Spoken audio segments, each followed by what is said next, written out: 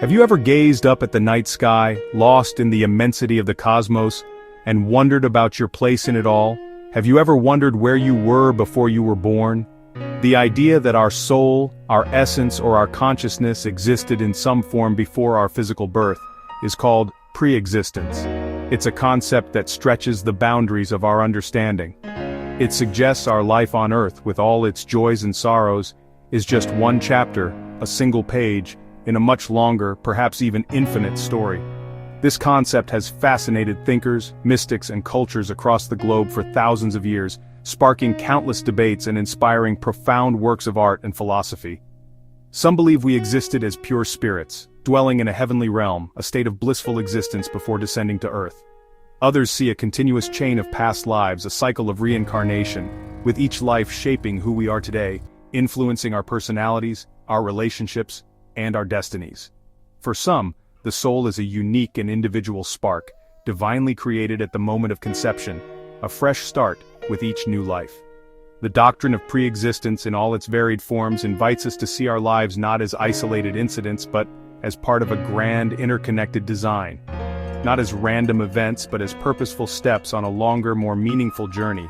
It can give deeper purpose and meaning to our struggles, our joys, our triumphs, and even our failures, suggesting we have a rich and complex history stretching back far beyond our first breath, a history that continues to shape us in ways we may not even realize. As we embark on this exploration of pre-existence, it's important to remember that we won't find a single definitive answer. No one can definitively prove what, if anything, came before birth. Instead, we'll delve into the stories, the myths, and the beliefs that have shaped humanity's enduring search for meaning and purpose in the face of the great unknown. We'll visit ancient Greece, the birthplace of Western philosophy, the spiritual East, with its rich traditions of reincarnation and karma, and the hallowed halls of Western religion, exploring their perspectives on the soul's origin. Each tradition offers a unique and valuable window into our collective quest to understand where we truly come from and what our ultimate destiny might be. So let's begin this fascinating journey into the world, or perhaps the worlds, that may have existed before we were born. What profound insights might we discover about ourselves, about our place in the universe, and about the very nature of existence along the way? Our journey into the concept of the soul begins in ancient Greece, a cradle of Western thought and philosophy. It was there, amidst the olive groves and sun-drenched temples, that intellectual giants like Plato and Socrates first began to ponder the soul's origins, its nature, and its ultimate destiny. Plato, in his dialogues, famously taught that our souls are not merely products of our earthly existence, but are in fact immortal entities, existing in a perfect realm of forms before our birth, a realm of pure knowledge and ideal concepts. Life on Earth, he said, is but a shadow of that true reality. It's a process of struggling to remember what our souls once knew in that higher realm, an idea he termed anamnesis, or recollection. Our bodies, in this view, are merely temporary vessels, containers for the soul during its earthly sojourn. These physical forms, with their senses and desires, often end up clouding our memory and obscuring our vision of that higher reality. Therefore, the philosopher's goal, according to Plato, was to purify the soul through reason and virtue, diligently preparing it to eventually return to the eternal world of forms, its true home. Socrates, Plato's mentor, also firmly believed that the soul existed both before and after life, and he faced his own death calmly, viewing it not as an end, but as a return to a greater, more fulfilling existence.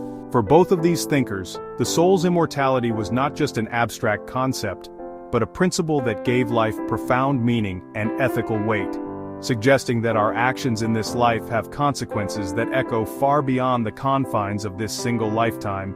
These revolutionary ideas, born in ancient Greece, profoundly shaped the course of Western thought, deeply influencing Christian theologians, medieval mystics, and countless modern philosophers alike.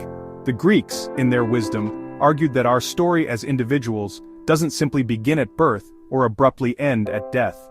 They challenged us to look within ourselves, to search for those faint, lingering memories of a home, a reality that we may have long forgotten. Their enduring legacy is the powerful and comforting belief that we are, at our core, something far more profound and enduring than just our physical selves. What if our deepest, most intuitive knowledge is not something we learn, but something we are simply remembering, a glimpse of who we once were and who we are destined to be again. In India, a land of vibrant spirituality and ancient wisdom, Hinduism and Buddhism, two of the world's oldest religions, offer a profoundly different vision of our origins and the very nature of existence. They delve into questions about life, death, and what lies beyond, providing unique perspectives on our place in the cosmos. Hinduism teaches that the Atman, or soul, is eternal and unchanging, a spark of the divine within each of us. This soul is on a continuous journey, journeying through countless cycles of birth, death, and rebirth, a concept known as samsara. It's a cosmic dance of creation and dissolution, a perpetual turning of the wheel. Our actions, both good and bad or karma, shape each new life, influencing our experiences and circumstances in the next. And so the ultimate goal is moksha, liberation from this seemingly endless cycle of rebirth and the illusion of separateness, leading to a blissful reunion with the divine source. Buddhism, while sharing the idea of rebirth and the cyclical nature of existence, introduces the concept of anatta, or no permanent soul, challenging the notion of a fixed, unchanging self. Instead, what continues through lifetimes is a stream of consciousness and karmic energy, a constantly evolving flow of experience, like one candle lighting another, passing on the flame without transferring a substance. The cycle of samsara, in Buddhism, is driven by desire, attachment, and ignorance, which are the root causes of suffering. Therefore, the ultimate goal is nirvana, ending craving, aversion, and delusion, thereby escaping the cycle of suffering entirely and attaining a state of profound peace. In both traditions, the idea of pre-existence suggests a long and intricate history of lives and choices, a tapestry woven across time, ultimately leading to this very moment, the present. Enlightenment, in this context, comes from deeply understanding the nature of reality and breaking free from these cycles of conditioned existence. Our present life, with all its joys and sorrows, is profoundly shaped by countless past actions and intentions. The journey, therefore, is not merely about remembering past lives, but about profound transformation and spiritual growth. What if our current struggles, our deepest fears, and our greatest strengths are echoes of lives we've lived before, resonating through time? And ultimately, what does it truly mean to finally break free from these patterns and attain lasting peace and liberation? Now we turn to the Baha'i faith and Chinese mythology, two traditions with unique takes on the soul's beginning. In the Baha'i faith, the soul is created at conception, not before, but is eternal after that moment. Earthly life is a womb, preparing the soul for a spiritual journey beyond death. Virtues developed here are the tools for the next world. Death is a birth into a higher realm, not an end. In Chinese mythology, beliefs are more varied. The Hun, or spiritual soul, is said to exist before birth, awaiting its turn in a celestial bureaucracy. Before entering the mortal world, the soul drinks a tea of forgetfulness, erasing memories of its past. Life is a temporary assignment, with actions recorded by heavenly officials. After death, the soul faces judgment and its next incarnation is determined. Both traditions see earthly life as a stage in a much larger journey. Our origins, whether at conception or before, shape how we see our purpose now. The Church of Jesus Christ of Latter-day Saints teaches a detailed doctrine of pre-existence. Before birth, we lived as spirit children of God in a heavenly realm with our own personalities and agency. God presented a plan: come to earth, gain a body, and be tested, all to progress and become more like Him. This life is a proving ground, chosen by us before birth.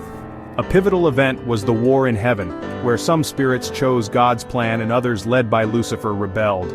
Those who chose God's plan came to earth, those who didn't, did not. This belief gives Latter-day Saints a sense of identity and purpose. We are God's children on a journey home. Life's challenges are part of a plan we accepted. Every person is a spiritual sibling, united by a shared pre-mortal past. Our time on earth is the middle act in a three-part story: pre-mortal, mortal, and eternal life. We are here by choice, with a divine purpose. Mainstream Christianity and Islam teach that the soul is a unique creation by God, coming into existence at conception. There is no pre-mortal life. Each soul's journey begins with its earthly body. In Christianity, this life is the one chance to form a relationship with God and accept salvation. After death, the soul faces judgment and an eternal destiny in heaven or hell. Islam teaches that Allah creates each soul, breathing His spirit into the body. Life is a test of faith, with eternal consequences after resurrection and judgment. Both faiths focus on the significance of this single life. Our choices here determine our eternal future. The soul's story starts on earth, with a direct connection to its creator. As our journey ends, we see humanity's answers to "where did we come from" are as diverse as our cultures. Hinduism and Buddhism teach of endless cycles and karma, with liberation as the goal. Christianity and Islam see the soul as a unique creation, with this life as the only test. The Baha'i faith blends these with the soul created at conception but eternal after. Latter-day Saints believe in a premortal existence as God's spirit children. Plato imagined souls in a perfect realm, while Chinese mythology sees souls awaiting their turn on earth. These stories shape how billions find meaning, face suffering, and understand mortality. Whether we are ancient souls, divine children, or unique creations, each belief offers a way to see our purpose. The mystery of our origin endures, but in seeking answers, we reveal our deepest hopes. Perhaps the journey to understand where we came from is as important as the answer itself.